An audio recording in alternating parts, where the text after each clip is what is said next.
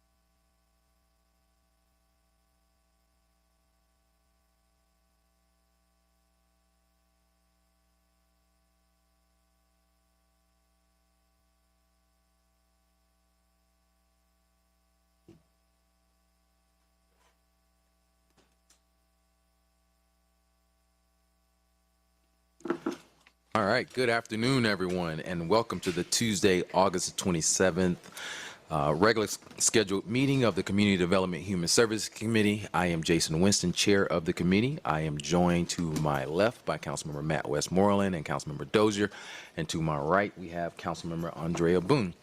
This does constitute a quorum, so I will move to adopt the agenda. Is there a second? I have a second by Councilmember Westmoreland. Can you please open the vote?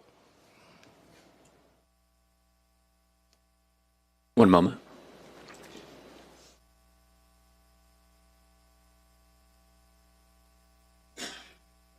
The vote is open.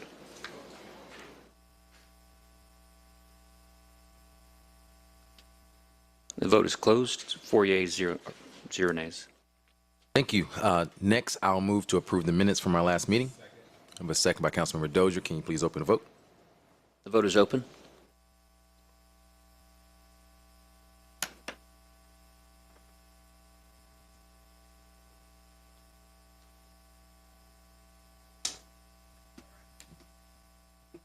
And the vote is closed. Thank you. This does take us to the public comment section of our agenda. And we have 3 people signed up today. Just a reminder, you have 3 minutes. I will gently remind you we have 30 seconds left. Our first speaker is Jay Wesley Day. Jay Wesley Day, you'll have 3 minutes.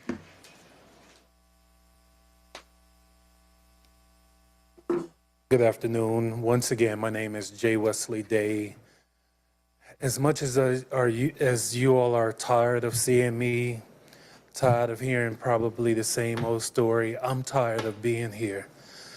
In November, it will be 6 years since I was beaten into a coma. I spent Thanksgiving in the hospital. My mom was expecting me home in Chicago. I didn't show up. That's when my family first became alerted that something was going on. I had a radio show. I didn't show up for my radio show the next day. That's when my staff and my producers started to know that something was wrong. I was listed at Grady as a John Doe because they stole my wallet, they stole my phone. I got charged with a fraud because I attempted to defend myself by throwing one punch that did not land on any of the 5 black men that was stumping me and beating me into the ground. Although I captured them before they beat me on cell phone footage, which I sent to you all again last week. Can anyone nod their head that they received the links? When Lillian and Victoria, I'll send it again today.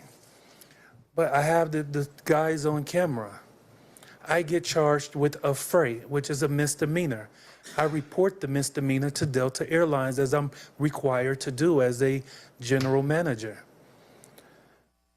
Delta Airlines comes back and tell me, you don't have a misdemeanor, you have a pending felony. Wow, who was going to tell me? I had an attorney, Gerald Griggs, that I paid $4,000 or $5,000 to defend me. Someone who comes from the hood. 2 drug houses seized by the FBI on my very block. My house has been shot up on my very block on the west side of Chicago. I have 2 brothers murdered. My mom first 2 born murdered. And I say that to say I have stayed steadfast and manifested to get 2 bachelor degrees, to get 2 master degrees. And then I was in the doctoral program because 30 Keith seconds. Gamage sent me up for a felony. Ms. Boone, I couldn't finish my doctoral program. When you have a pending felony, you can't get funding. Like, it jacked up my entire life. Gerald Griggs didn't tell me I had a felony. Keith Gamage didn't tell me I had a felony. How do we prevent someone else from going through what I've gone through? I just have worked entirely too hard to have my life destroyed by one man, Keith Gamage. Thank you. Our next speaker is Henry Jordan, and you'll have 3 minutes. Giving out to the Spirit of God to everyone that's here. And because iniquity shall abound, the love of many shall wax cold. Matthew 24th chapter 12th verse. Wars and rumors of wars refers to peace being taken from the earth and the constant wars that have continually marked the age of the Gentiles. Ye have wearied the Lord with your words. Yet ye say, wherein have we wearied him? When ye say, everyone that doeth evil is good in the sight of the Lord, and he delighteth in them. Or, where is the God of judgment? Malachi 2nd chapter 17th verse. Draw iniquity with cords refers to pulling a load of sin with a rope and a cart. James said he was called to preach the word of God. When you call to preach the word of also to live the word of God. How can he say he is my husband coming in on my roof and laying with another woman? But he that doeth wrong shall receive for the wrong which he hath done. And there is no respect of persons. Colossians 3rd chapter 25th verse.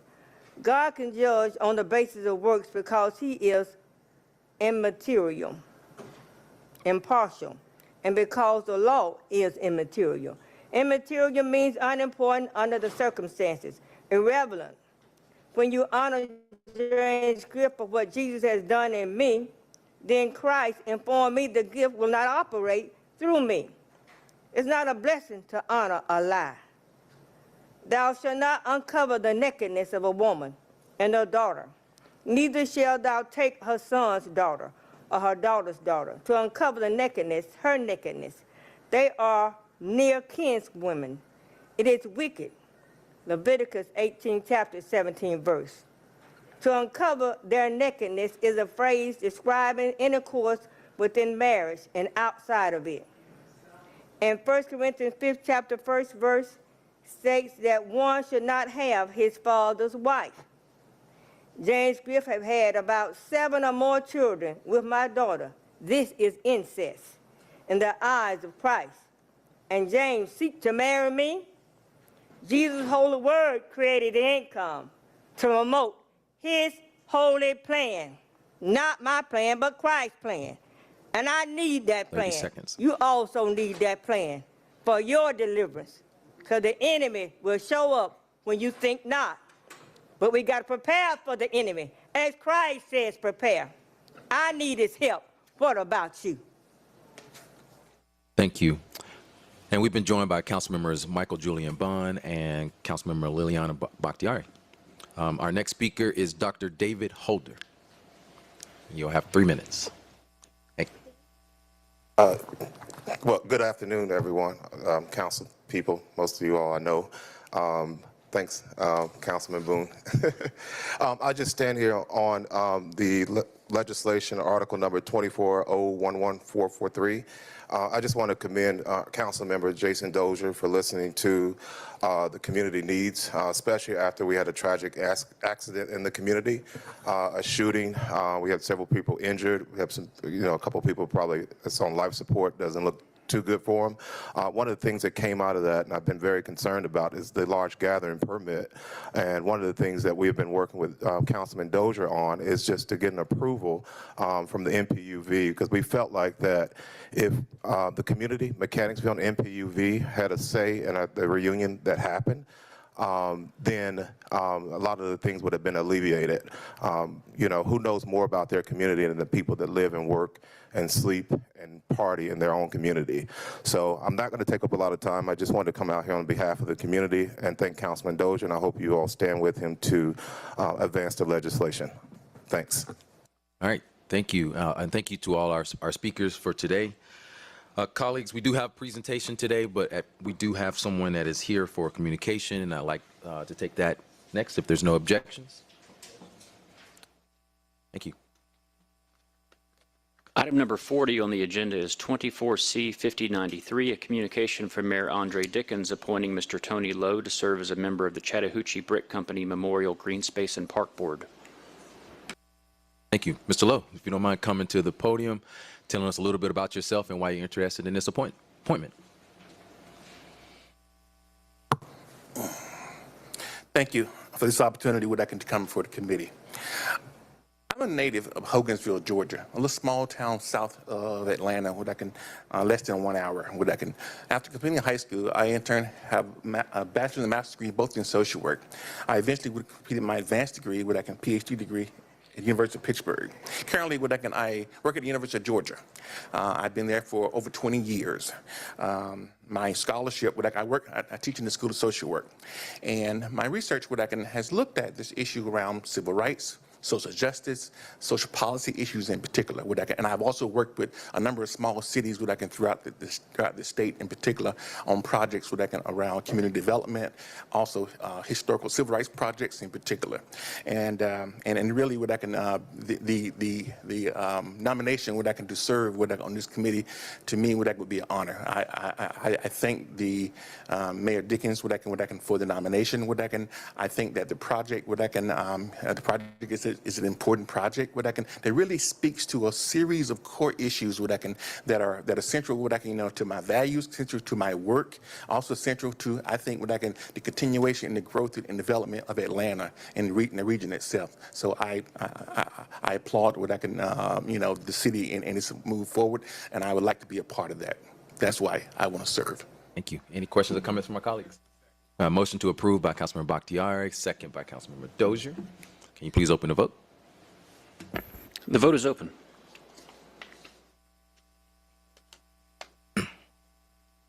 And the vote is closed. 6 yeas and 0 nays. And thank you and congratulations to a fellow Troup County native. Yes. Because I'm also from Troup County. So congratulations. And go Dogs. They're not in troop. Thank you. So colleagues, you do have a report from Atlanta Team of Care, their quarterly update. Catherine Basso is not able to be here today for the quarterly update, but we do have that for you all, and which is in your inbox. But we do have Commissioner Lonan here today from the Department of Grants and Community Development for their quarterly update. Commissioner Lonan.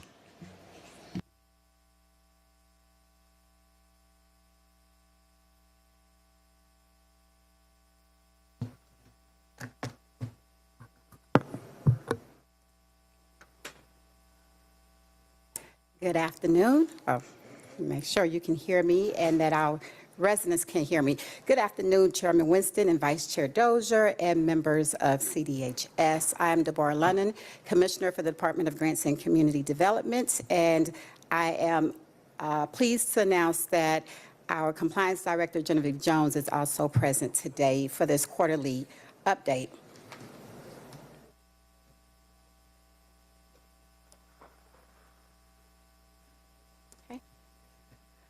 So this is the first slide because the team came up with it collectively, and I always read it for the team. So we are DGCD, doing good in our community, grounded in service, committed to moving Atlanta forward, and we are dedicated to excellence. The department continues to focus on 4 HUD entitlement grants: Community Development Block Grants, Home Investment Partnership Program, the Emergency Solutions Grant, and the Housing Opportunities for Persons with AIDS. We also have our Section 8 Moderate Rehab Program, which is a project-based rental assistance program. NSP, which is formerly known as the Federal Recovery Funds Program. Again, every time I present, I share with you that NSP is closing out nationally, and later on in the presentation, you'll see the progress that the City of Atlanta is making towards that closeout. And then, of course, we most recently in the past 2 years have begun assisting City of Atlanta departments with competitive grants, and the Department of Grants and Community Development itself has also applied for competitive grants. The next 2 slides are just a reminder of the metrics that we focus on for those 4 HUD entitlement grants. So this slide has CDBG and ESG, and then this slide focuses on HOPWA and home priorities. Concerning those competitive grants, this particular slide is going to be different from what you've seen before. Only reflects Q1 of the current fiscal year, and certainly we're still in Q1, so this total of 137,091,109 is to date, and we anticipate that it will continue to increase. At the bottom, I've put a reminder, which was on the last quarterly update, of the amounts that we were awarded as the Department of Grants and Community Development on behalf of the city for the Healthy Homes Production Award, as well as the Lead Hazard Reduction Capacity. And I want to be certain that you all are aware of what these 2 particular grants target, so that you can help us spread the word. The Healthy Homes provides low-income families with free health and safety assessments and repairs for their primary homes for the purpose of improving overall health. For that one, we received $1.753 million. And we are focusing on households that are owner-occupied or rented, and we are providing assessments. We're providing the labor to remediate what those assessments results determine or reveal, and then the Healthy Homes interventions and the necessary follow-up. We anticipate spending approximately $10,000 on each home. The second one, the Lead Hazard Reduction Capacity Building Grant, is the $1.857 million grant.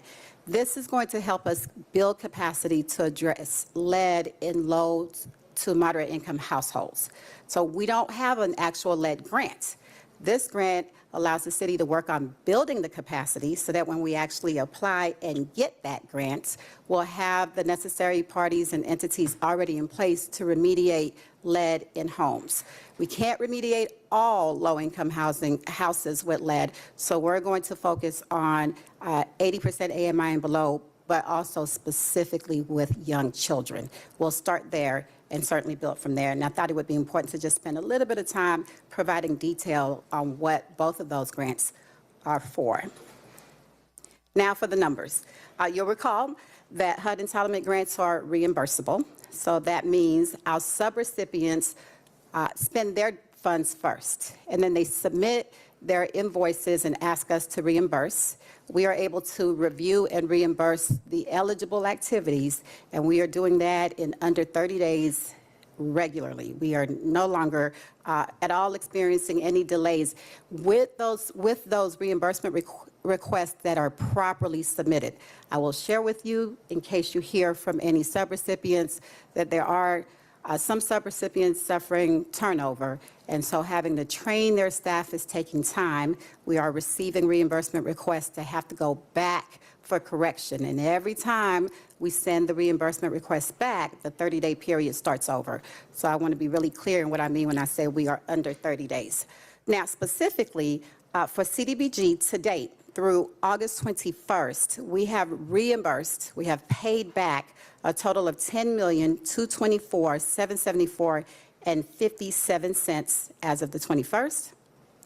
For HOPWA, we have paid back reimbursement requests totaling $19,423,272.22 as of the 21st.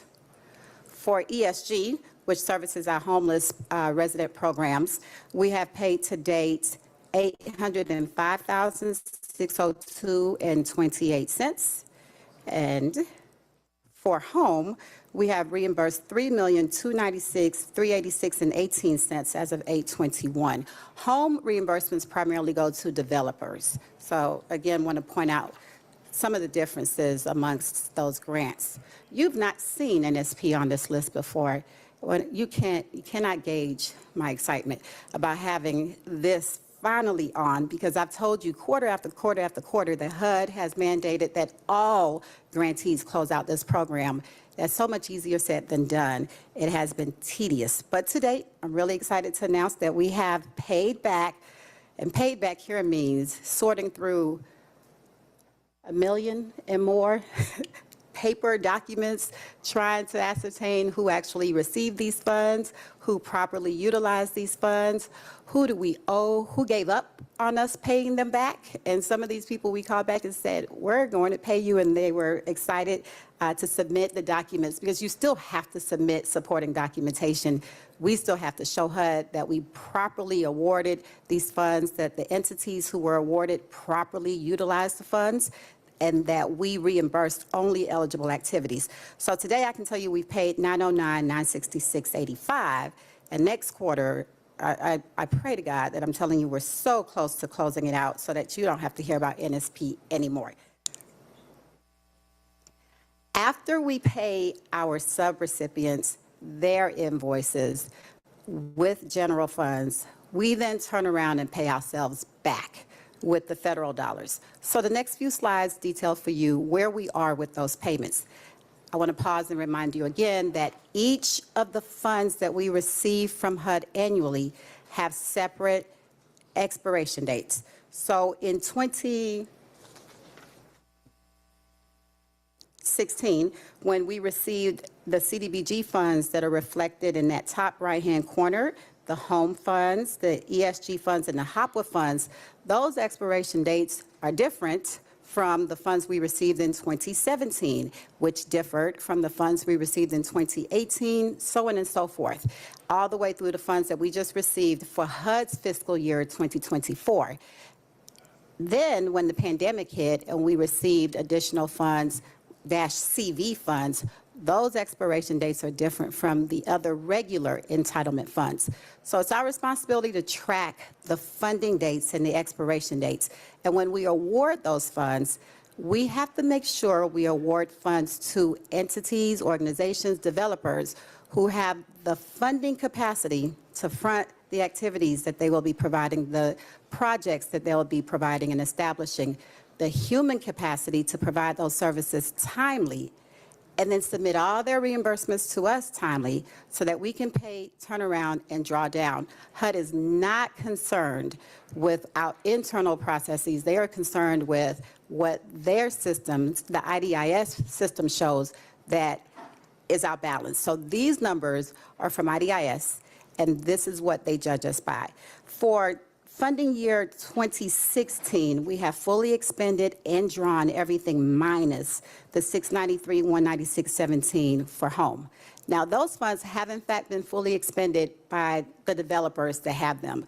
We just need to receive the supporting documentation and draw it. These funds are not in jeopardy of recapture and must be closed out this year. So when I report to you next quarter, these funds can no longer be on here because we would have closed out home. 2017 funds, the same. We have fully drawn everything minus the home funds of $1.379 million.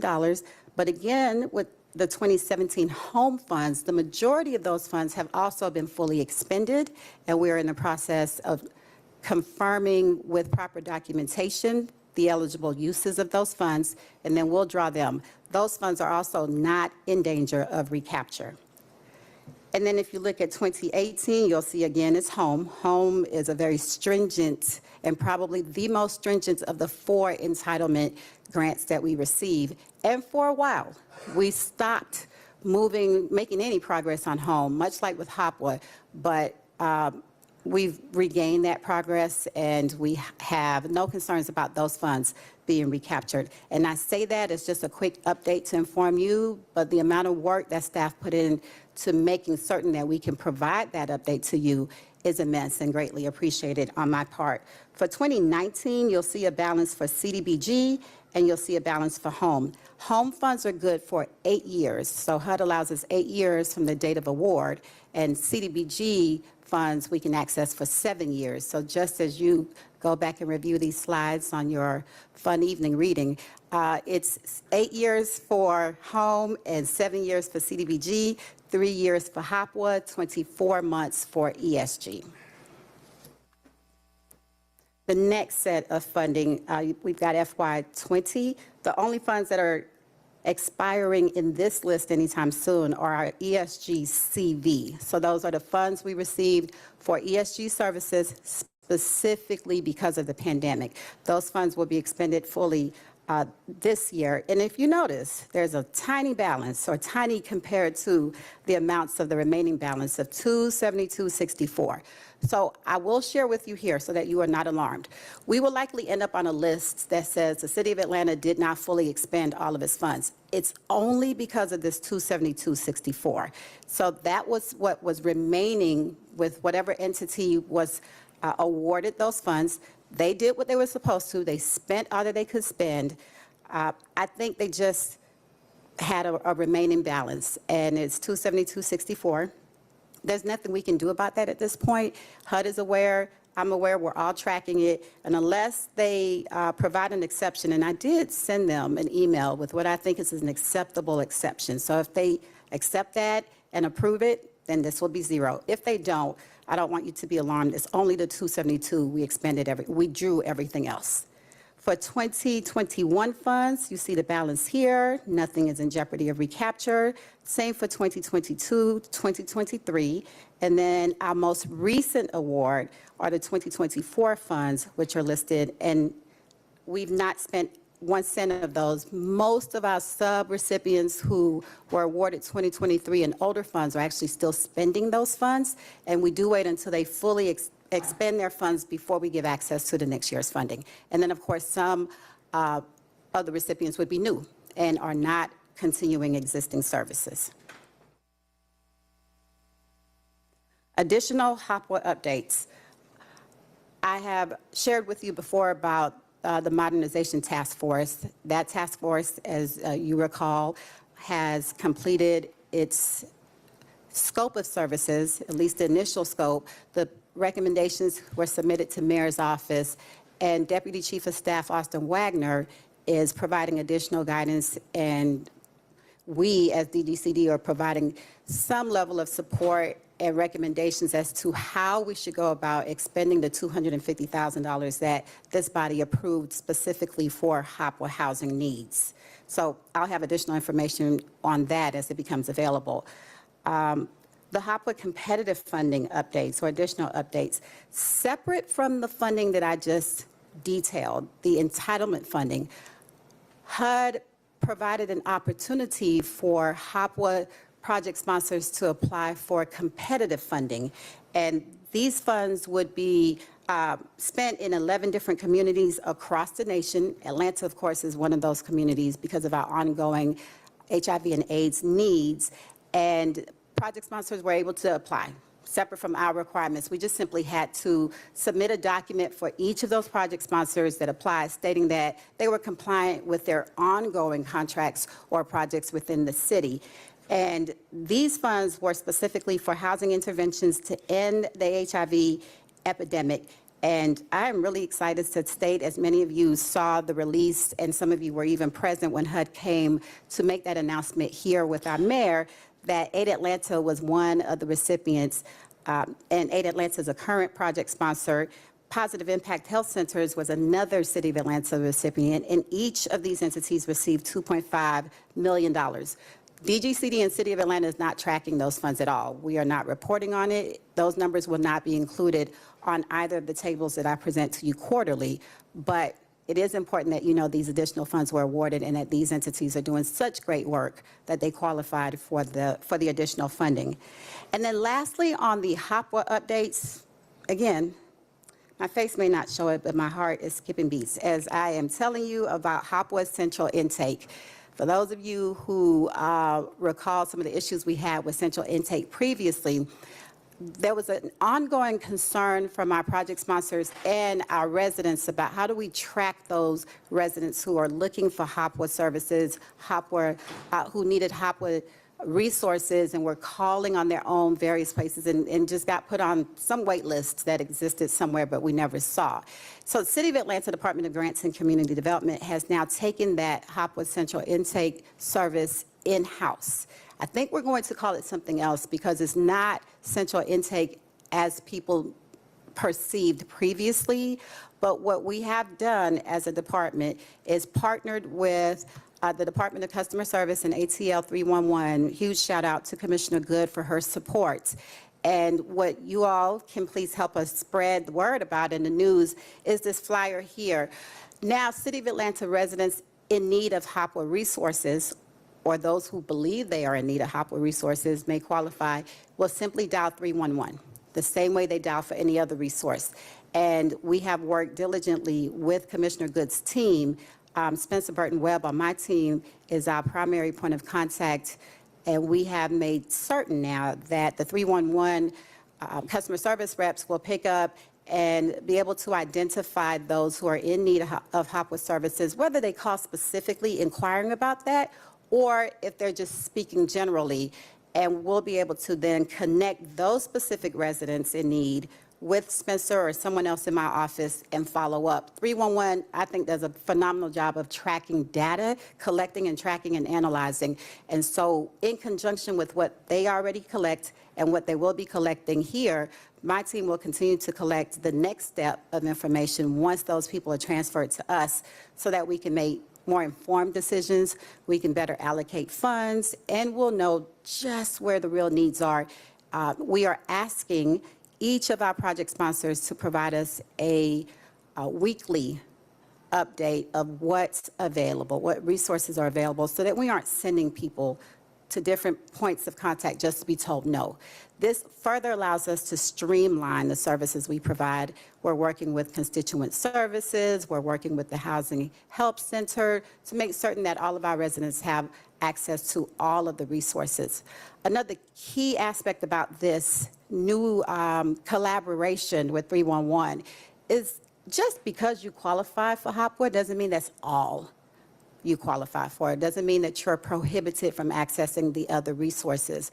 And because 311 staff are so well versed in the resources available throughout the city, those who call and have to be placed on a wait list may in fact have access to resources that are more readily available or resources that they had not even contemplated. So I think this is going to be a game changer, and we're hoping to build upon that. Now, if you're in the City of Atlanta, you can dial 311. If you are outside of the City of Atlanta, you would dial 404-546-0311. Why would one dial from outside the City of Atlanta? Remember, 3 of our 4 entitlement programs are restricted to just services and residents within city limits. Hopwood, though, serves 29 different counties. So if you are a Hopwood client or someone who qualifies for Hopwood, but you're outside of the City of Atlanta, we want you to also be able to access this and treat you the same and give you the same level of streamlined information. So spend a little bit of time there, but I think it's really important that we're able to share that information and disseminate it throughout the city. Lastly, other additional updates. I just wanted to remind you that when we were monitored by HUD, we had 0 findings. I shared it last time. I just wanted to share again that we're still committed to that level of transparency, that level of compliance, and we remain assured that as long as we continue remaining focused and holding ourselves accountable, that will continue to be the findings or the reports that we receive from HUD going forward. Now, we have further implemented the same process that HUD uses to monitor us as we monitor all of our subrecipients, whether it's a desk monitoring or an on-site monitoring. We have continued improving those processes and revising to make certain that the only way we can continue getting no findings is to stay abreast of what our subrecipients are doing. RFP updates. We have just closed out the RFP process for our 2025-2029 consolidated plan. Every 5 years, we have to submit a new 5-year comp plan to HUD, and that plan must be approved. It's pretty tedious and rigorous, and it takes a while, so we're going to get started now.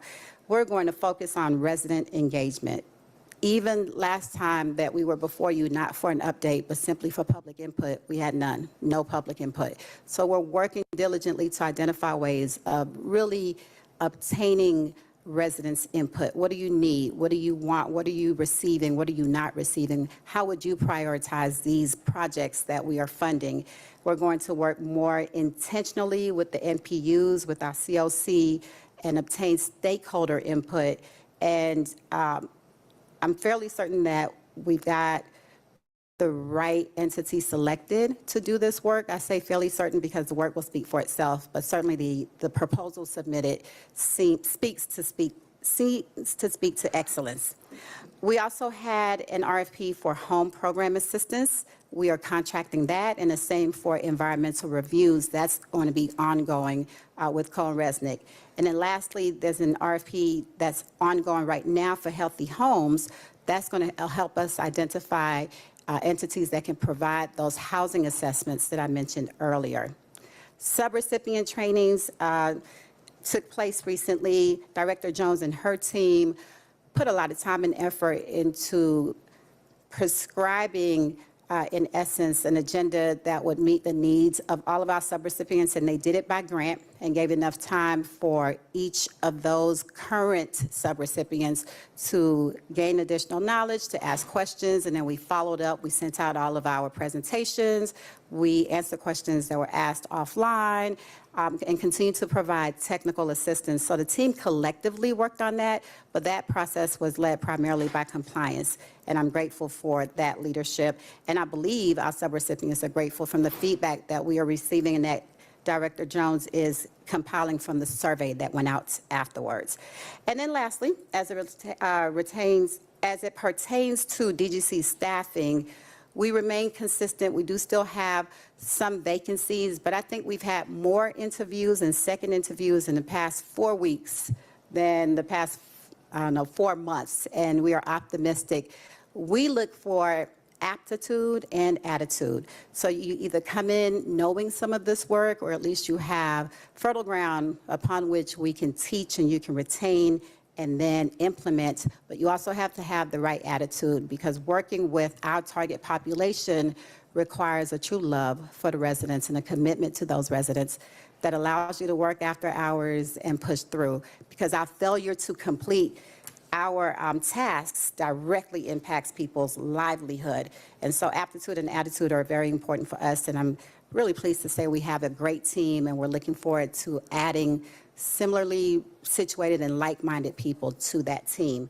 And that concludes my quarterly update to you today, unless you have questions. Thank you. And I do believe we have some questions. So I'm going to start off with Councilmember Bakhtiari. If it was appropriate to give a standing ovation in council, I absolutely would. Commissioner, you know I'm a huge fan. Well, let me first, I'll start with my questions before I start buttering you up more than I already have. No, I appreciate you. I was curious, the piece that you said on lead rehabilitation, what you talked about, I wanted to go back to that where you talked about ramping up. When do you believe, I know that you were talking about having the allocation for funds to go ahead and build it up so that we would be able to treat some of those low income houses. What is I'm trying to remember exactly what you said. What is the process, the lead up time, and what are we looking at? Like, what does an assessment look like? What is the time frame typically on that? And will that be a resource that once it is up and running that we can make available through communications in our communities? So we were awarded, this is the lead hazard reduction capacity. We were awarded $1.8 million. We have those funds. We have access to that. Great. That is specifically for building up the capacity. So not for providing the services, but just to make sure that once we apply for the funds, we can actually be ready to provide the services. And I'll address the other portion with the 10,000. So particularly for this, we are partnering with planning and their code enforcement. We want to get the people in the city trained so that while we have outside resources, we can also have internal resources. And I would tell you, Janet D. Sidafal, before I could even tell her what the funds are for, I said, do you need money for it? She said, yes. Do you need money specifically for it? Well, of course, we need money to build that capacity. We're also working with Parks and Recs to make sure we build capacity there. We are partnering Parks and Recs because there's no better department within the city for specifically targeting households with children than working with Parks and Recs. And Commissioner Cutler has made himself and his team available. We're also working with Georgia Healthy Homes Coalition, Georgia Department of Public Health, and others who are already well-versed in this area, and this is in fact what they do. So this is just for us to build capacity, and then when we get those funds, we'll focus those funds, I say when, because I just can't imagine they would give us funds to build capacity if they didn't believe that we could in fact build capacity. Then those funds will be specifically to address lead hazards. Now, the Healthy Homes funding that we received allows us to address all of the other hazards that are already existing. That's not just for building capacity. That's where the assessment is taking place. That's where we're looking at $10,000 per home for mitigation. That's where we're focusing on low-income households with children in the home. And the RFP I mentioned is to help us identify who can help with those assessments, because that's not what, those are not things that the average lay person knows, how to identify those types of hazards. So we've already started putting together the team. And the RFP is already out. We have a third-party consultant with expertise in this area helping us work through the rest of that. We anticipate, now the kickoff date for Healthy Homes was in June. And so we need to move quickly in identifying other resources. But to answer the last part of your question, yes, help us spread the word. Parks and Recs is going to allow us to access some of the information they already have, but we're going into neighborhoods. We're going to talk with MPUs and send you all information. You can help disseminate that. We hope to identify more people in need than the funds we have, because that means we can really impact change in homes. And then we can use that data to go back and ask for more funds and say, this is a legitimate, supported need by data for the city of Atlanta. And then collectively, between those two grants and a third grant that we anticipate receiving, we really are looking to make homes healthier in the city. That's wonderful. I would also, if I could make an ask, is a coordination with Taryn Heidel in Parks as well, since you're already working, because Taryn has also the information with all of the analytics around areas of the city where we've experienced the highest heat-related deaths, which are primarily in South Atlanta, which are primarily in like a lot of it is in District 4, a lot of it is going to be in District 11, 10, but those are, I think, the areas. I think we.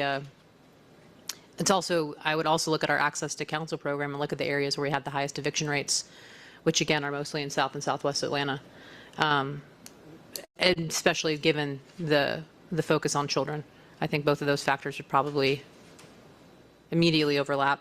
But given that Taryn, you're already working with Parks, I think Taryn would be a really big asset with some of the work that she's doing. And do you know if you all have briefed Neighbor in Need or House Proud on any of this as well? I'm not leading the detailed portions of it, so I will make a note of that, and we can certainly get back to you. Will you repeat that for me, please? Neighbor in Need, they originated out of District 5, but they've started spreading into the West End. But the idea is to help people with low-income housing, predominantly seniors, but also multi-generational homes that are having code enforcement weaponized against them to take their property. So they come in and they actually fix up homes at no cost to the homeowner. Similar with House Proud. House Proud, Neighbor in Need predominantly is on the east side. House Proud is more I am familiar west, with and House so, Proud. But both organizations are ramping up and growing because of need. I will relay that information to Director Reed and to our newest project manager, Kiba Jackson, and make sure that we reach out to those partners. And please also give them my email as well. If I can help connect them, I'm more than happy to do so. And I believe Councilmember Dozier as well has really good contacts with House Proud, so both of us can make connections for you on that, if you want to connect us with Director. I probably won't connect you with the director, but no, I'm just kidding. We will make the connections with the stakeholders, because as many people as can spread this, that means we can increase the number of people who actually benefit from these services. So yes, thank you so much. Absolutely. And then the piece on with the home program and what you're doing, with some of that, the supportive versus permanent support, or supportive versus rapid rehousing. Do you do just the approvals, or do you all designate the difference between permanent supportive and rapid rehousing? With our funding? Yes. So with the NOFA process, we'll detail where the priorities are. And then when our projects, when our partners in the community submit their applications, we look at how many applications we received to provide whatever type of service. Okay. And then we also look at what our comp plan prioritizes, what the annual action plan has prioritized, and where funding is most needed. Hence why it's really important to get input on this next comp plan period, because if we're just looking at it from what we see as staff and what our service providers are telling us, that's helpful and is supported by facts, but nobody knows more than the residents in need how we can best provide services for them. So we are looking forward to just having your assistance and others as we go forth in our comp plan processes. Whatever I can do, because there is for me, I think that there's, as we've been diving into this more with this administration, making permanent supportive housing and eradicating homelessness a priority, which we have never seen an administration put this much funding behind that initiative, which is amazing. But my concern has been, as somebody who has worked in this space, is that we are putting a lot of people in rapid rehousing that should be going into permanent supportive housing because they do not yet have these skill sets to live in a home on their own. I think any of us who remember what it was like getting our first house know how overwhelming that is. Getting your first house after coming off the streets, even more so. So I was curious because, to the point of what you were saying, is I think one of the best approaches is going to be prioritizing permanent supportive housing in the communities where we have the highest numbers of unsheltered populations. Yes. Because anybody in that community would tell you that being housed outside of the community they've known, they see as a form of violence. Now, And so, go I ahead. was going to share with you, I failed to share this. One of the greatest resources we have when awarding ESG funds is that Partners for Home, as our primary liaison for the TLC, actually has a say in that. And, you know, they track all of that information. They've got a lot of access to data. So we are regularly conversing with Partners for Home, but we need to hear from the residents and hear from a broader scope of people. I would love, we have a PhD student we've been working with. We started the neighborhood by neighborhood case manager program and started in East Atlanta. The year pilot's coming up on a year, but we have very in-depth studies because come December, when we open the Atlanta Motel in 111 Moreland, that'll house all of East Atlanta's population that's currently in the queue, which is more than 20 people. And I And hope so- you recall that we helped to fund that too. So shout out to DGCD. So the big, but thanks to you, but I'll also. No, I no, think- not thanks to me. Thanks Well, to all of thanks, us. Thanks to all of you, but also thanks to you and your team for helping get the fundings, because, I mean, you've included it here in the report, and neither of those units would be happening without you. And those neighborhoods, those two properties coming online have had such a culture shift, the way neighbors look at homelessness and working with the case manager program. So I would love to show you so we've written a whole dissertation on this past year. I have somebody, I would like to give you those studies. They're also coming to present in this committee on September 24th. But I would love to make that connection because I think it could help in terms of dictating the approach and maybe even supplementing some of our grant applications. So I will happily make that connection. And would love to talk to you more because I think the big focuses are going to probably be Cheshire Bridge, the Buckhead encampment, and probably a lot of what's happening in Councilmember Dozier's district. So I would love to help with that any way I can. And my last question was around loans. And I think you know exactly what I'm talking about. I do. want to thank you and this department for taking on the initiative of finding what properties we have that have loans to the city and trying to find out how we help hold them accountable, but people that we are partnering with properties on, ensuring that they're actually responsible property owners, which we're finding in, at least in instances in my district, that's not the case. And thanks to you all, we now have a way of looking into that. Thank you. And I'll just speak to that really quickly. We, as a city, typically award home funds in the form of loans, and that requires many HUD steps and regulations. But what's happened over the past 2 decades is servicing those loans has not always been a top priority, and we have reestablished that priority. When we get those funds back, we're able to now turn around and really provide additional access for affordable housing.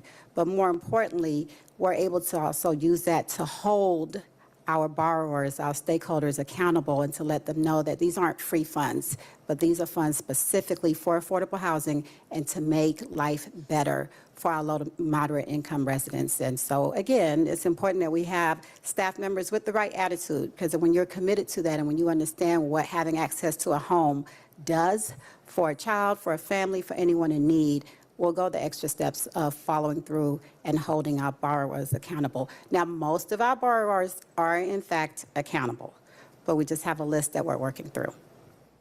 I just want to thank you because the work that y'all have been taking on with this initiative, which I know has taken a while to ramp up to, it's going to be transformative. And already the work that you've started doing in my district with helping us identify some of those on the list that have not been accountable, I think is going to make an impact on many lives. I mean, that is critical life-saving work. And I'm just very grateful to you all and wanted to thank you and your team. Thank you so much. Thank you.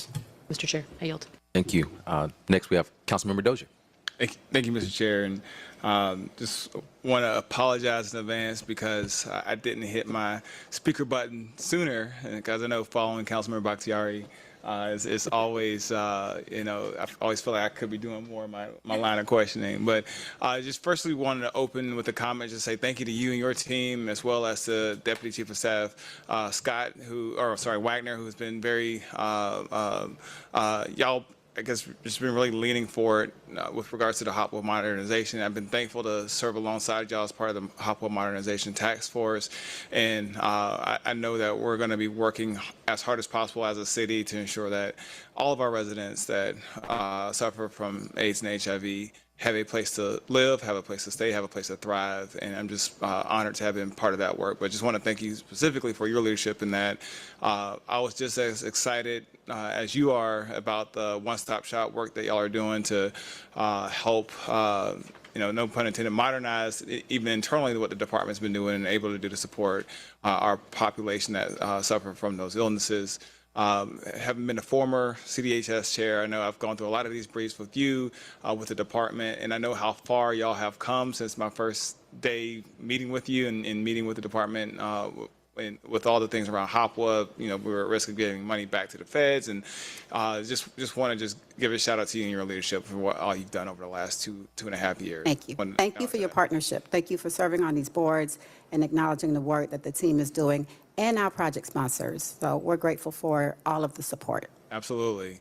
And one of the things that I have been thinking about in recent weeks, there's a big election coming up in November, and one of the candidates has announced a pretty ambitious housing policy, and I'm wondering, just with the kind of the choppy waters we just navigated with regards to Hopewell modernization, if there's been any conversation either with our government affairs folks, internal here at City Hall, or with your colleagues maybe in other municipalities across the country, if there's an opportunity to revisit the allocations for Hopewell with a potential new administration or a new Congress. And then separately, have y'all been, have there been any concerns about other funding streams, whether it's CBDG, whether it's HOME, whether it's ESG, undergoing a similar modernization process that we will have to navigate as well? So I just thinking about what's happening in Washington, D.C. and the implications for the city of Atlanta, just kind of what is your outlook? Are there any opportunities? Are any, have you ever done like a SWOT analysis in terms of what's coming down the pipe? Specific to Hopewell and the potential for revisiting the allocations, that's ongoing. That's always ongoing. Not just our local advocates, but state and nationally. National Community Development Association has a whole subset that focuses on that. And we have some really engaged and involved supporters here in the city that are constantly sharing that information with those empowered to change the allocations. So the allocation itself, at least, hasn't been shared on my level about any changes. But I will tell you that since modernization impacted the city of Atlanta, our allocation has increased every year. But will we get back to that $22 to $24 million point? I'm not certain. But collectively, these advocates continue to work and continue to ask us to support their efforts, and we are engaged. We get were members of the appropriate networking opportunities or just professional opportunities, and we stay informed.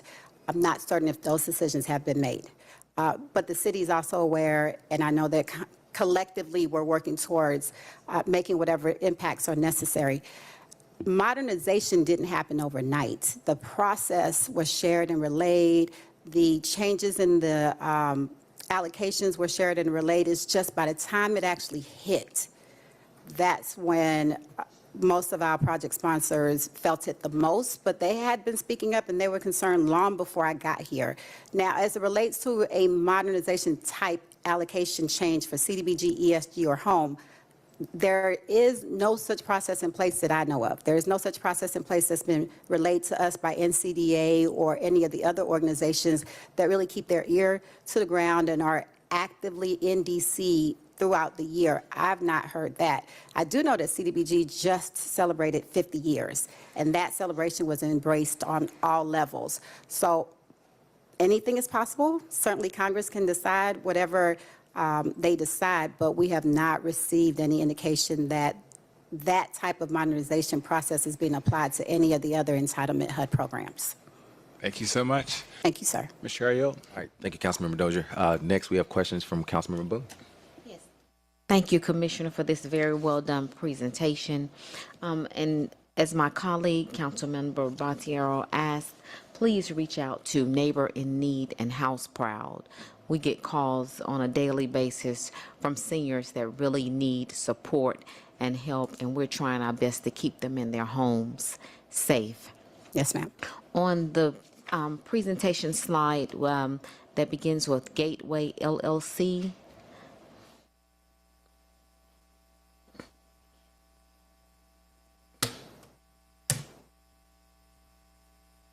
Oh, I can't.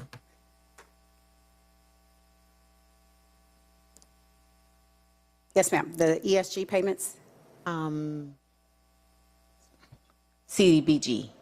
CDBG, okay. CDBG, yes, ESG. Yes. Okay. Will you All right. please Okay. send that to us electronically? It's really, really small. Oh, yes, yes, I can. CDBG is the most difficult because it's our largest, but yes, I will.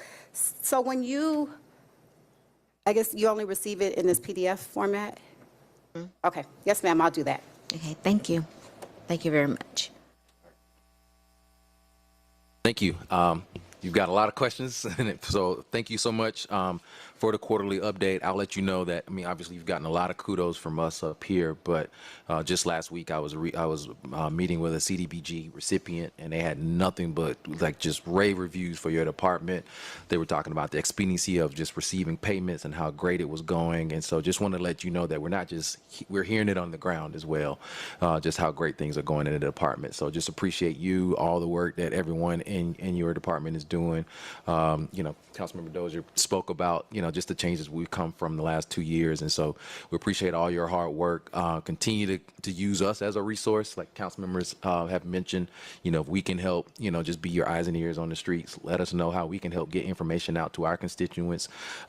Even with this new lead grant, I'm excited about that, especially I have a lot of historic districts in my district. And so would really like to focus and hone in on that because I know that is a pervasive issue for a lot of communities. And so, you know, let us know how we can help get the word out, how folks can be able to be part of that. So again, just thank you very much for your quarterly update. So we'll move on with our agenda. Thank you. Thank you so much for your attention.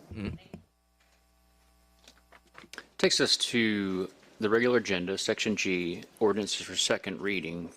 Item number 1 is 24-01426, an ordinance by Community Development and Human Services Committee to waive Chapter 2, Article 9, Division 1, Section 2-910, and to retroactively authorize and ratify the City of Atlanta's submission of an application to the U.S. Department of Housing and Urban Development of lead hazard control in healthy homes for the fiscal year 2024 Lead Hazard Reduction Capacity Building Grant Program on behalf of the Department of Grants and Community Development, to accept the LHRCB award and to amend the fiscal year 2025 Community Development Grant Fund budget by adding to anticipations and appropriations awarded funds from the LHRCB Grant Fund program in an amount not to exceed $1,857,651.00 for the purposes of developing and expanding the infrastructure necessary to undertake comprehensive programs to identify and control lead-based paint hazards in eligible privately owned rental or owner-occupied housing, hiring staff to manage the program and oversee the grant award, to authorize the mayor or his designee to enter into any necessary agreements with project partners for the implementation of grant acceptance and participation. All contracted work shall be charged to and paid from the accounts listed herein and for other purposes. So speaking of the lead grant program, can you tell us about the program? Good afternoon. Genevieve Jones, Director of Entitlement and Competitive Compliance. So the lead hazard reduction grant is to help us build capacity around lead in the city of Atlanta. We submitted a grant application and we were awarded this grant. This grant will work together with the Healthy Homes program. So while the Healthy Homes program will be administering other elements, not lead, this is to build our capacity so that when lead hazard reduction grant comes around next year, the city of Atlanta will be eligible to apply because we would have increased capacity to assist with lead remediation around the city. All right. Any question or comments from my colleagues? We have a motion to approve by Councilmember Dozier and a second by Councilmember Bakhtiari. If you can please open the vote. The vote is open.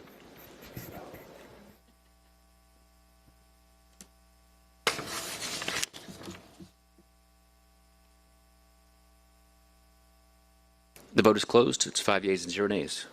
I also wanted to add, just for everyone's edification, the Healthy Homes program has been added to the Department of Grants and Community Development's website. While the program is still in development, it is on our website, so more information can be seen there, inclusive of the RFP for providers of Healthy Homes programming.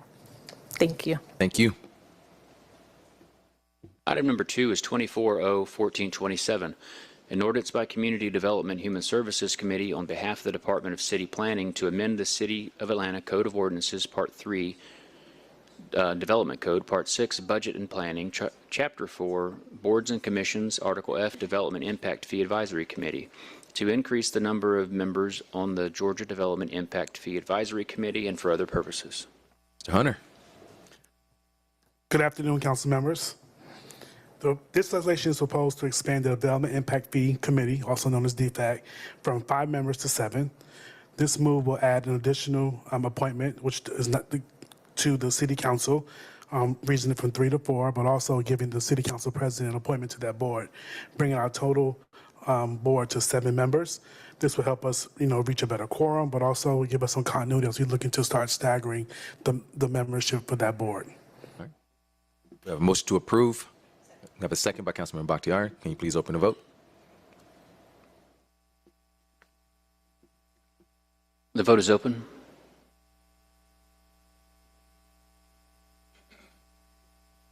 And the vote is closed. It's 5 yeas and 0 nays. Thank you. Thank you. Mr. Chair, the committee could take item number 3, numbers 8 through 14, and then number 19 as a block. These are all comprehensive development plan amendments that the papers will be held for a future public hearing. Thank you. If no objections, can you please proceed? Item number 3 is 24-0-1428, CDP 2423, an ordinance by Community Development Human Services Committee to adopt the Campbellton Corridor Transit-Oriented Development Master Plan, to amend the 2021 Comprehensive Development Plan by reference, said plan, and for other purposes, NPU P and R, Council District 11. Item number 8. 24-0-1433, CDP 2416, an ordinance by Community Development Human Services Committee to amend the land use element of the 2021 Atlanta Comprehensive Development Plan so as to redesignate property located at 0 and 3218 Hogan Road Southwest from the single-family residential land use designation to the mixed-use medium-density land use designation and for other purposes. Item number 9, 24-0-1434, CDP 2417, an ordinance by Community Development Human Services Committee to amend the land use element of the 2021 Atlanta Comprehensive Development Plan so as to redesignate property located at 423 Sunset Avenue Northwest from the single-family residential land use designation to the medium-density residential land use designation and for other purposes. Item number 10, 2401435, CDP 2418, an ordinance by Community Development and Human Services Committee to amend the land use element of the 2021 Atlanta Comprehensive Development Plan so as to redesignate property located at 126 Hilliard Street Southeast and 89 William H. Borders Drive from the high-density residential land use designation and 380 Decatur Street North or Southeast from the low-density commercial land use designation to the mixed-use high-density land use designation and for other purposes. Item number 11, 2401436, CDP 2419, an ordinance by Community Development and Human Services Committee to amend the land use element of the 2021 Atlanta Comprehensive Development Plan so as to redesignate property located at 580 Paynes Avenue Northwest from the low-density residential land use designation to the medium-density residential land use designation and for other purposes.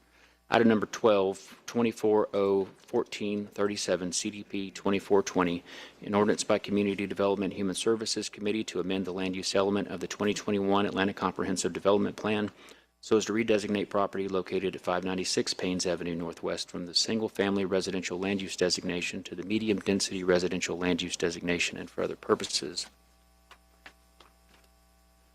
Item number 13, 2401438, CDP 2421, an ordinance by Community Development and Human Services Committee to amend the land use element of the 2021 Atlanta Comprehensive Development Plan so as to redesignate property located at 1616 Oliver Street Northwest from the single-family residential land use designation to the medium-density residential land use designation and for other purposes.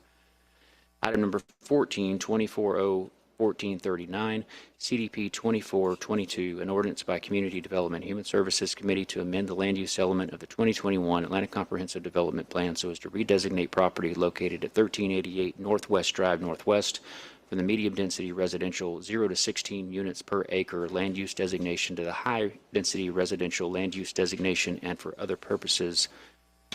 And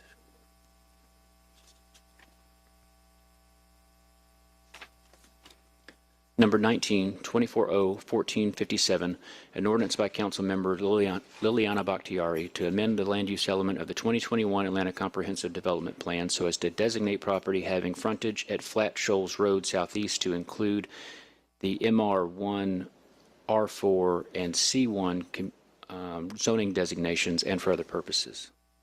Thank you. I know that was a lot. We appreciate it. I'll make a motion to hold. You have a second? Can you please open the vote? The vote is open.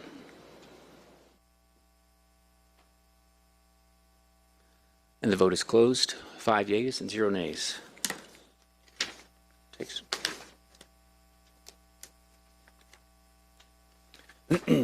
Item number 4 is 2401429, an ordinance by Community Development and Human Services Committee waiving the competitive procurement provisions contained in Part 2, Chapter 2, Article 10, Procurement and Real Estate Code of the City Code of Ordinances for the purpose of providing athletic programming at Mosley Park, authorizing the mayor or his designee on behalf of the Department of Parks and Recreation to enter into a memorandum of understanding with Atlanta Elite, Inc., a nonprofit corporation of the state of Georgia at Mosley Park, located at 1565 Martin Luther King Jr. Drive, Southwest, Atlanta, Georgia, 30314, for the purpose of providing youth athletic programming for youth ages 6 to 13 for a term of 3 years, with 2 one-year renewal options to be exercised upon the mutual consent of the parties and approval of the Atlanta City Council and for other purposes.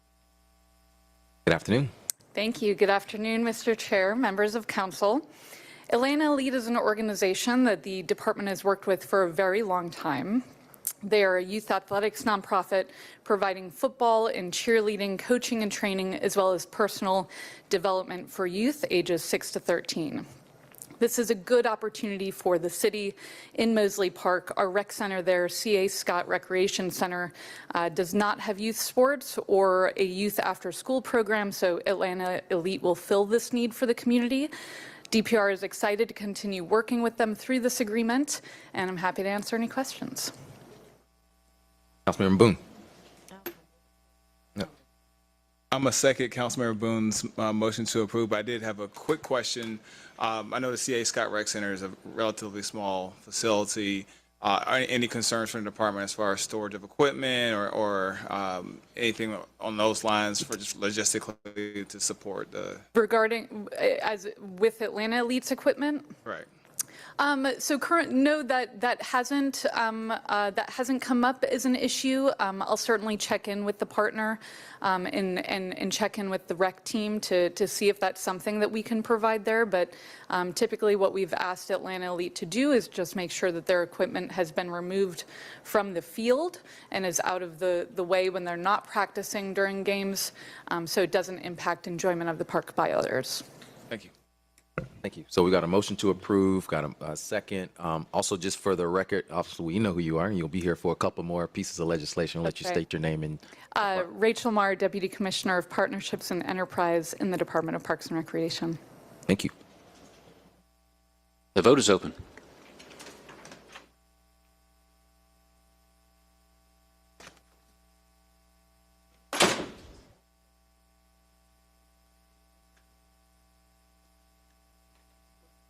The vote is closed. It's 6 yeas and 0 nays. Next item, number 5, 24-0-1430, an ordinance by Community Development and Human Services Committee waiving the competitive procurement provisions contained in Chapter 2, Article 10, Procurement Real Estate Code of the City Code of Ordinances, authorizing the mayor or his designee on behalf of the City of Atlanta to enter into a memorandum of understanding with Virginia Highland Volleyball, Inc. for the purpose of providing programming and maintenance for the 2 outdoor sand volleyball courts located at John Howell Memorial Park for a term of 5 years with one 5-year renewal option to be exercised upon the mutual consent of both parties and approval of the Atlanta City Council and for other purposes. Thank you. This is another great partnership with Virginia Highland Volleyball, Inc. that's been in place since 2015. ViHi Volleyball annually invests a lot into the maintenance and upkeep of the 2 sand volleyball courts over at John Howell Park. They run adult programming on these courts, and the public also gets to use and enjoy the courts when practicings and games are not in session. This partnership is a great benefit to DPR and to all residents who enjoy sand volleyball in the city, and DPR is looking forward to the continued relationship. Happy to answer questions. Questions or comments from colleagues? I have a motion to approve in a second. I do have one quick question. Are they looking to expand this outside of just Virginia Highlands? I know in Phoenix 2 Park in Summer Hill, we have unused volleyball, sand volleyball courts, and I'm just curious. Is DPR looking to expand, or are we looking at any partners for other courts around the city? So I have spoken with Virginia Highlands Volleyball. They are not interested in expanding beyond that one space at this time, but I'm happy to put the word out that we might be looking for other opportunities. All right, thank you. Would you repeat the mover? Okay, Second by Councilmember Bakhtiari. thank you. The vote is open.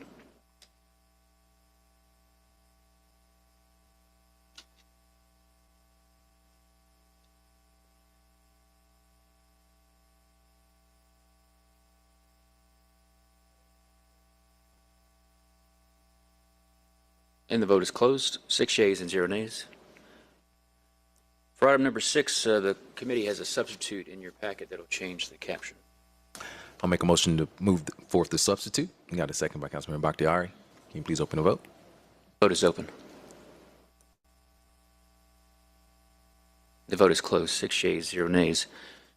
Substitute caption reads, it's 24-0-1431, a substitute ordinance by Community Development Human Services Committee authorizing the Department of Parks and Recreation to enter into a memorandum of understanding with the United States Tennis Association of Atlanta for the implementation of a junior and adults tennis apprentice program and pickleball 101 program at parks and communities that have historically lacked access to affordable racket sports programming for a term of 1 year with 2 one-year renewal options, waiving the competitive procurement provisions contained in Part 2, Chapter 2, Article 10, Procurement and Real Estate Code of the City Code of Ordinances in order to re-engage USTA to provide a tennis junior and adult tennis apprentice program and pickleball 101 program at various parks across the city and for other purposes. All right. This is a great and growing partnership with USTA Atlanta. Their tennis apprentice program offers very affordable access to beginner tennis for both youth and adults. Participation comes with a free racket, 6 hours of lessons, 1-year USTA membership for adults, and 1 season of the junior tennis program for youth, and USTA league fees paid for the first season. It's a phenomenal value, $60 for adults, $59 for youth. We partnered with USTA Atlanta at the racket centers while they were under DPR's operation and management, and Agape actually continues this partnership today. I'm told that it sells out nearly immediately. It's a very popular program, and we're excited to move it beyond the racket centers and into communities that have historically lacked access to affordable racket sports. This MOU also speaks to a new program, Pickleball 101, that USTA Atlanta is providing. As you know, pickleball is the fastest growing sport in the country. Now you do. The program will provide 6 hours of lessons for adults and have them ready for hours of fun with their fellow picklers. Again, very affordable rates in parks across the city. So we're excited to expand and grow this partnership, and I'm happy to answer questions. Thank you. Councilmember Dozier. Thank you, Mr. Chair. Firstly, I'm definitely going to I would love to make the motion to move approval, but just had a quick question. Have y'all identified the locations or sites where this programming is going to take place? And if not, I would love to advocate for Rosa Birney Park and Mechanicsville. We have tennis courts there that are woefully underutilized. We'd love to see more activity there, and I think this program is a great way to ensure that that happens. Yeah, that's great. I don't have the list in front of me. We have put together a preliminary list, but you know, in our conversations, you know, we've been talking about the ability to add to that site as, you know, interest arises, or, you know, change up which sites we're looking at. So I can definitely get Rosa Birney on the list. All right. Councilmember Bakhtiari. Thank you. Pickler? I think that's what they call them. Official name? Yeah. Pickleballer, pickler. Pickler, okay. Duly noted. I was also going to ask, DC Leninger was helping me with this, but to piggyback on Councilmember Dozier's question, I believe we had someone who was seeking to partner with you all, that there were folks that are doing tennis lessons at some of our courts and registering, but also seeking to do partnerships to make themselves eligible for grants that are available for tennis programming. And so I believe that this will also be open for those partnerships as well, potentially. Like this program? Yes. I'm not familiar with the program. I can follow up in with the you. grants that you're speaking about. So yeah, I do know USTA has grants for coaches, and maybe maybe those are the grants that you're referring to. I think a partnership has to be established with the city first. So I think after this is done, then we become eligible for that. That's right. Okay. Yep. Sorry for my backwards questions. That's the information I wanted to get. I appreciate it. Yeah, Thank and you, feel Rachel. free to send, you know, folks my way. I'm happy to speak with them. And to also echo him, Selena Butler. I've brought in a lot of some coaches there, and they're looking to get additional grants, but anything we could do to make that park more active would be fantastic. So thank you. It's on the list. And I guess just reiterating, I think it'd just be great for, you know, all the committee members to get a list of the tennis courts that you all are going to be utilizing this program, so that we can see Absolutely. opportunities in our districts. Yep. So we had a motion to approve as substituted by Councilmember Dozier. We had a second by Councilmember Bakhtiari. If you can please open the vote. Vote is open.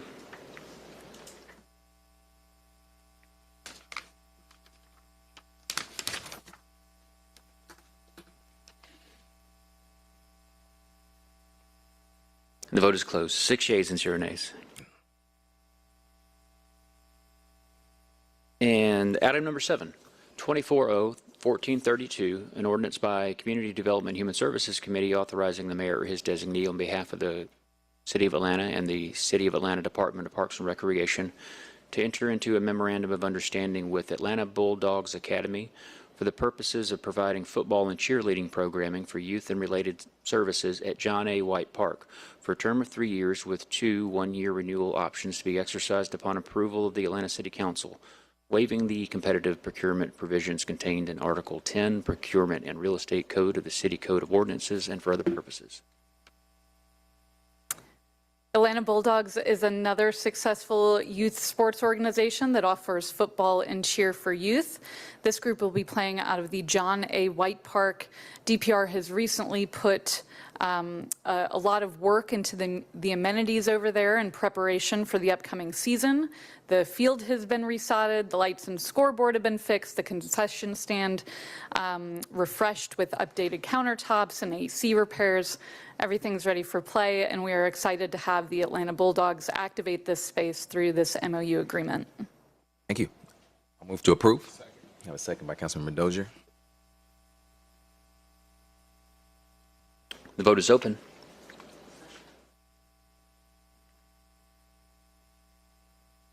And the vote is closed. 6 yeas and 0 nays.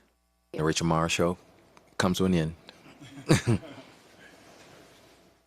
So will take us to item number 15.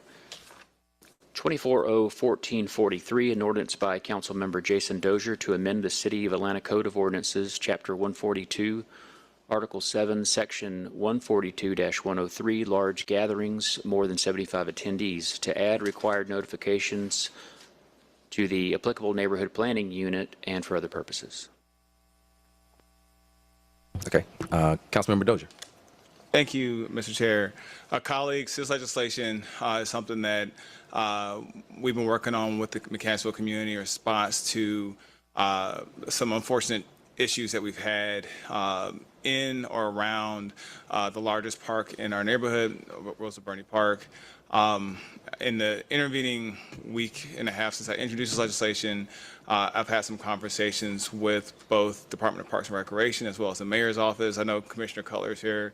Would love for you to share some of your insights just from the department's perspective, especially since as subject matter experts and folks who are going to be executing on this. Would love to get your thoughts before we look at legislative action, but want to give you the opportunity to speak to it first. Great. Good afternoon, Chair Winston and members of CDHS. My name is Justin Cutler, Commissioner of Parks and Recreation. And at the request of Councilmember Dozier, he asked that I come and just provide some background related to this proposed ordinance. So currently, the Department of Parks and Recreation on an annual basis permits about 500 plus events of this nature. So that's events of 75 people in a calendar year. So that's, reunions, parties, repasses, birthday parties, et cetera, that this legislation would impact. So it's not necessarily the large gathering, but it's all of these events over 75 people. The current legislation doesn't outline a notification requirement, i.e. attending meetings, emails, letters, et cetera. And so one of our concerns is just how would that notification process take place. So I think that's a point that needs to be clarified, just to make it very clear for people who are planning the birthday parties, reunions, just what they need to do. Also, there are times in which attendance of large gathering is underestimated. And I think this last weekend that you spoke of is a very good example. Through our Parks Ranger program and APD and our permit technicians, we're constantly monitoring events throughout the city of Atlanta. During the same time that the event was taking place at Rosa Burney, we had another event at Arthur Langford Park in which, members of the community projected roughly about 100 people, and then over 250 showed up, and that event then swelled to more than that. Fortunately, in the case of the Rosa Burney event, there was a security plan. There was things put in place to make sure that event was safe. Unfortunately, after the event occurred, there was bad actors that intervened. But at Arthur Langford, we moved to shut down the event quickly after we realized that there wasn't a security plan in place, there wasn't enough APD officers. So we're proactively out there monitoring events, and when they get to a certain level or APD deems them as being unsafe, we act expeditiously to shut down the event to keep communities safe. So we work closely with our park rangers, our permit technicians. Also, as an alternative, every week we publish a reservation report. This report's available to the public. It's something that we email out to several MPUs already, where they can go on, they could get this email, and it has all of the different events and picnic shelter rentals that are occurring in all of our parks across the city of Atlanta. They can simply, it's in a PDF form, so they can quickly word search the parks that are important to them, and we're happy to include anybody on the email list. We redact all personal information. This is a resource that we provide to the community because there are people that want to know, what's happening in their parks, or is the park shelter going to be available this weekend? So I may not have to pay a park reservation fee, but I can go use the shelter because all of our shelters are first come, first serve unless somebody has it permitted. So this is a resource that we can provide as an alternative to NPUs that want to know what's happening in their parks, and we're happy to add people to that list. Maybe each of the park chairs in the NPUs want to be on that list, but if they reach out to my office, we can make that connection. Hey, Commissioner. So I definitely have interest in seeing something done just in response to the community and really just in response to, I think, a challenge that I've seen across many of my parks in the district, not just in Mechanicsville. And so I know that it's going to take some time to craft something to make sure it's right. I definitely hear your concerns. I know Law has some potential additions or suggestions for tweaks to the legislation to make sure we get something right. And so, colleagues, if y'all will indulge me, I actually would like to hold this legislation for a cycle. So move to hold, but definitely I think that should give us some time to get something that works best for the community. Sure. So we have a motion to hold by Councilmember Dozier, second by Councilmember Bakhtiari. Commissioner, while you're here, I know this is something that has been affecting multiple districts, multiple parks. One of the questions that I get from my constituents a lot is, what if we see a gathering swelling, but it doesn't constitute calling 911? What should people do if they start seeing a large gathering happening, but nothing nefarious has yet, to take place? But, we know that we're at a capacity issue. What should constituents do? Yeah, I mean, anytime we see anybody violating a park code or a park rule, we always encourage people to call 911. However, I know some people don't feel comfortable calling 911, so 311 is the next best alternative. So either of those two numbers will help get us alerted to what's going on, and we'll send somebody out. Okay. I've Chair also Winston, been just to clarify, 311 connects to our non-emergency 911 number. Thank you. Yeah. correct. Because I've had some constituents say the same thing about illegal filming taking place in parks as well. So I know that's something that, I'll get calls on a Saturday and, they'll say 100 people are, here out filming something and they don't have a permit. So I just wanted to see what the procedure was to make sure we got somebody out to handle that. I also want to let us, for our own edification, because I did not know this, is that City of Atlanta, I believe we don't currently really have a charge people to film in parks. I believe that's something that Film and Entertainment are working on as well with parks as well. Yeah, the Mayor's Office of Film and Entertainment, they handle the film permits. They work with Mayor's Office of Special Events. They work with the Parks Department.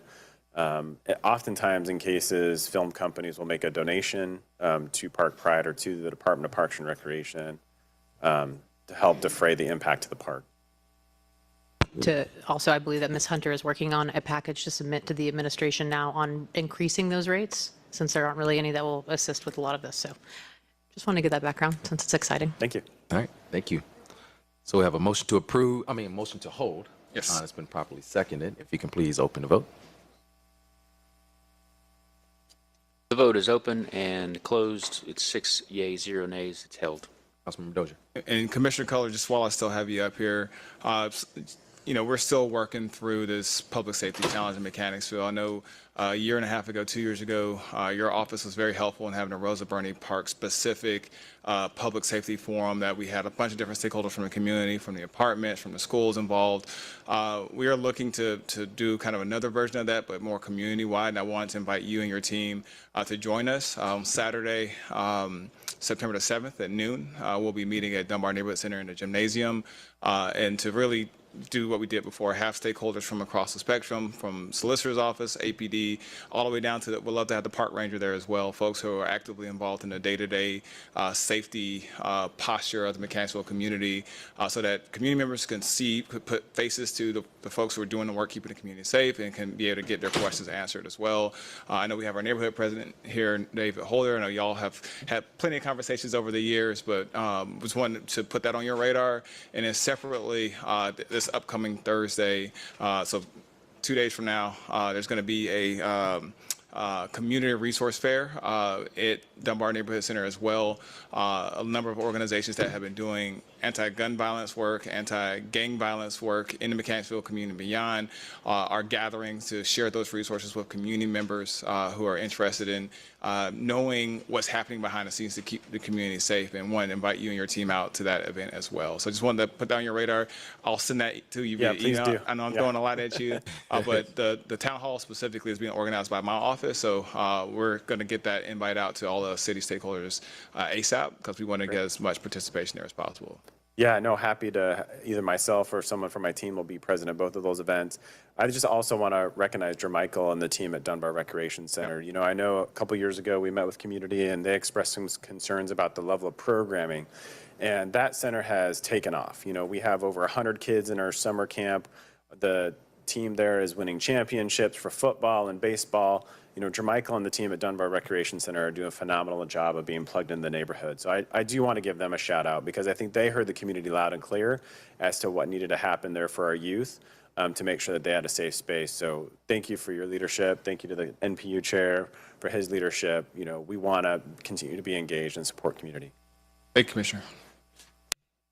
All right, thank you. I think that takes us to 16, and I believe we can take 16 through 18 as a block. Sure. Item number 16 is 24-0-1452, an ordinance by Councilmember Jason H. Winston authorizing the mayor or his designee on behalf of the City of Atlanta Department of Labor and Employment Services WorkSource Atlanta office to accept a Workforce Innovation and Opportunity Act youth program grant in the amount not to exceed $830,534.00 from the Technical College System of Georgia Office of Workforce Development, to authorize the Chief Financial Officer to amend the FY25 budget by adding to anticipations and appropriations in an amount not to exceed $830,534.00. All work shall be charged to and paid from the accounts listed herein and for other purposes. Item number 17 is 24-0-1454, an ordinance by Councilmember Jason H. Winston authorizing the mayor or his designee on behalf of the City of Atlanta Department of Labor and Employment Services WorkSource Atlanta office to accept a Workforce Innovation and Opportunity Act adult program grant in an amount not to exceed $751,967.00 from the Technical College System of Georgia Office of Workforce Development, to authorize the Chief Financial Officer to amend the FY25 budget by adding to anticipations and appropriations in an amount not to exceed $751,967.00. All work shall be charged to and paid from the accounts numbers listed herein. And item number 18, 24-0-1455, an ordinance by Councilmember Jason H. Winston authorizing the mayor or his designee on behalf of the City of Atlanta Department of Labor and Employment Services WorkSource Atlanta office to accept a Workforce Innovation and Opportunity Act dislocated worker program grant in the amount not to exceed $1,998,029.00 from the Technical College System of Georgia Office of Workforce Development, to authorize the Chief Financial Officer to amend the FY25 budget by adding to anticipations and appropriations in an amount not to exceed $1,998,029.00. All work shall be charged to and paid from the account numbers listed herein and for other purposes. Deputy Commissioner.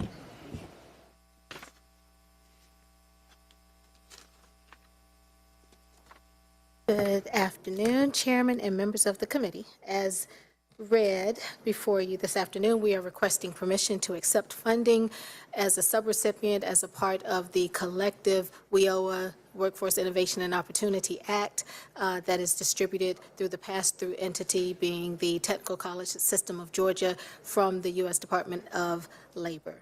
This is the standard funding that we receive each year, this time brought to you as one block for youth, dislocated worker, and adult recipients. All right, thank you. Got a motion to approve. I'll second. Can you please open the vote? The vote is open.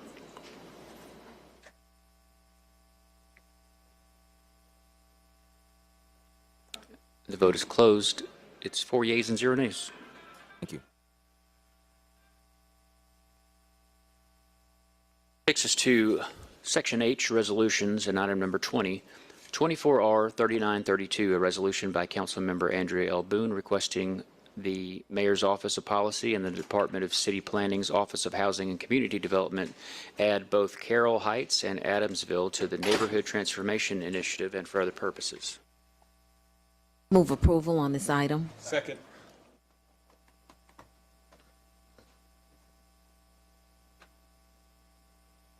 Vote is open.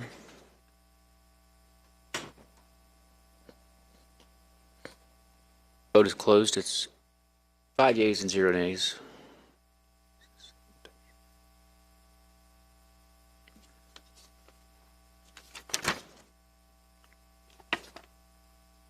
Item number 21 is 24R 3933, a resolution by Councilmember Andrea L. Boone to authorize the mayor or his designee to execute subrecipient agreements in connection with the Shelter and Services Grant funded by the U.S. Department of Homeland Security, Federal Emergency Management Agency, with the following subrecipients: Georgia Asylum and Immigration Network in the amount of $105,825, Center for Victims of Torture, an amount of $104,470, Latin American Association in the amount of $159,499, Casa Alterna, an amount of $298,489, Migrant Equity Southeast, an amount of $352,275, Hispanic Alliance Georgia, an amount of $171,150, International Rescue Committee, amount of $1,094,787, Inspiritus, an amount of $410,036, Inner City Muslim Action Network, an amount of $603,026, all amounts to be paid from the FEMA grant funds for the purpose of providing shelter and other services to non-citizen migrants recently released from the Department of Homeland Security custody in the City of Atlanta. All contracted work shall be charged to and paid from the accounts listed herein and for other purposes. Move approval. Second. Please open the vote. The vote is open.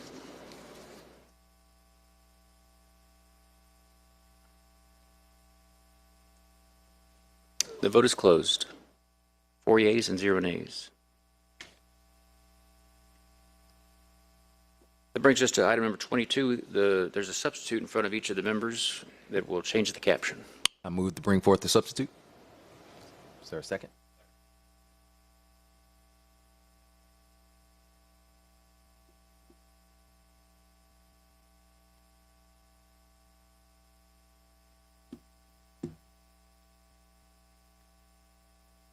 The vote is open.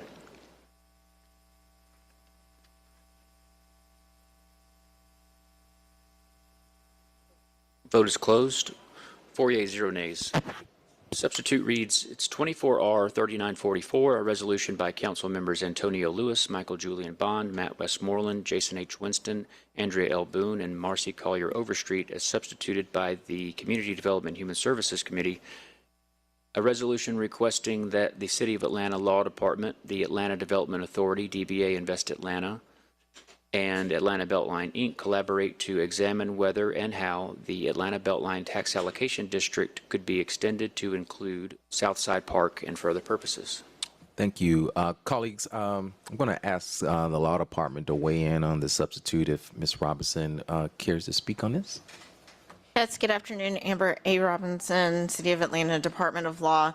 So this substitute that's proposed clarifies that in order to make a determination as to whether or not the Beltline TAD could be extended in the manner anticipated in the resolution, somewhat considerable amount of collaboration and research will need to be done between the City of Atlanta, the Beltline Incorporated, as well as Invest Atlanta. And so this the substitute makes it clear that this will be a request of the Atlanta City Council, of the Department of Law, the Beltline, and Invest Atlanta to engage in that collaboration and research, and then to provide a reporting of the results to the council thereafter. Okay. All right. Councilmember Westmoreland. Thank you, Mr. Chair. We had a presentation from Invest Atlanta back on May 28th. And if folks go to slide 28, excuse me, it says the Georgia Redevelopment Powers Law prohibits the creation of new TADs if the assessed value of a jurisdiction's TADs at the time of creation is higher than 10% of the jurisdiction's total tax digest. Based on this, the city cannot create a new TAD. And currently 19.45% of the city is in TADs. So we should still vote to approve this, but it's going to be quite some time before we can create a new TAD or change the boundaries of any TADs because of state law. Thank you. Sounds like that might have been a motion to approve as substitute. I'll make a motion to approve. Got a second? And thanks, Attorney Robinson, for getting this to where it needed to be. Yes, thank you. Okay, the vote is open.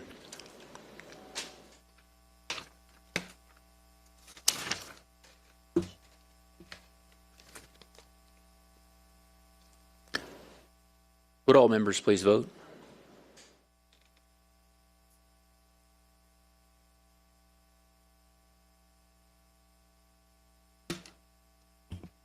The vote is closed. 5 yeas and 0 nays. And that concludes voting items. Thank you. Any parting words from my colleagues? Just want to remind everyone that the Community Development and Human Services Committee will hold its third quarter comprehensive development plan amendments public hearing on Wednesday, September the 4th at 6 p.m. This will be in person at the Atlanta City Council chambers. All materials for this meeting will be posted on the CDHS committee presentation page closer to the date of the hearing. And the agenda will also be online as part of the public notices part of the council website. Also, a notice was advertised on August 16th, 2024 in the AJC. Thank you all. Can I give one quick Councilmember update? Bakhtiari. This Thursday, 5 to 7 p.m. at Jeans in Eastlake, having a community meeting for anybody who has questions for me. We call it Chat and Cheers. Come sit. Light bites will be provided. But if you have any questions, if you have an evening free and you are curious about legislation or have questions about how to get speed tables or any other issues, you can come talk to me about it. And also a reminder that full council is not on Monday. It will be on Tuesday since Monday is Labor Day. So you could try and show up here, but we will not be here. So Thank you for that reminder. And with that, we stand adjourned.